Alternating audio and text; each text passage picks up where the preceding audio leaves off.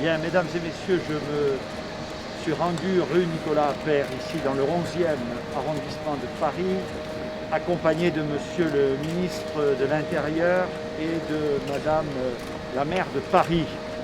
Vous le savez, en fin de matinée, des faits graves ont été commis ici, dont s'est saisi le parquet antiterroriste, et monsieur le procureur s'exprimera dans quelques instants devant vous pour vous parler des faits et de la qualification qu'ils encourent. En ce qui me concerne, j'ai d'abord voulu témoigner ma solidarité envers les familles des victimes et également tous les collègues de travail de ces deux journalistes. Les services de sécurité et de secours auxquels je rends hommage sont intervenus très rapidement pour exercer leur travail dans ces circonstances.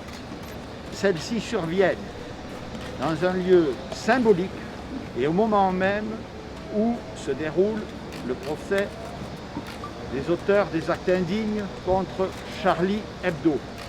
C'est l'occasion pour le gouvernement de la République de rappeler son attachement indéfectible à la liberté de la presse, sa volonté résolue par tous les moyens de lutter contre le terrorisme et d'affirmer à la nation notre pleine mobilisation.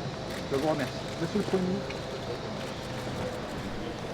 Mesdames et messieurs, le parquet antiterroriste s'est saisi aujourd'hui des faits pour trois raisons. D'abord, la localisation de ce site, c'est-à-dire précisément devant l'immeuble où était auparavant installée la rédaction de Charlie.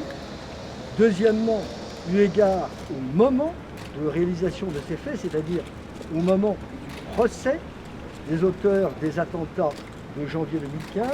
Et enfin, compte tenu de la matérialisation des faits, c'est-à-dire de la volonté manifeste de l'auteur d'attenter à la vie de deux personnes dont il ignorait tout et qui se trouvaient à ce moment-là simplement en pause cigarette.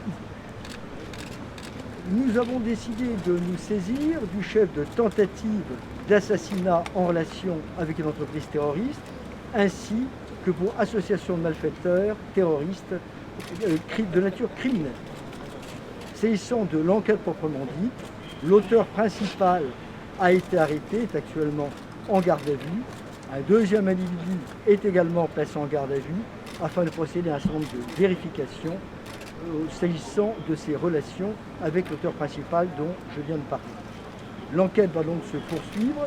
Elle a été confiée à la direction régionale de la police judiciaire de Paris et ainsi qu'à la direction générale de la sécurité intérieure, la DGSI.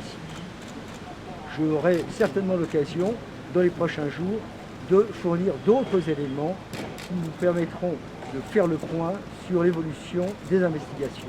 Je vous remercie. Dans quel état se trouvent les victimes? Dans quel état se trouvent les victimes?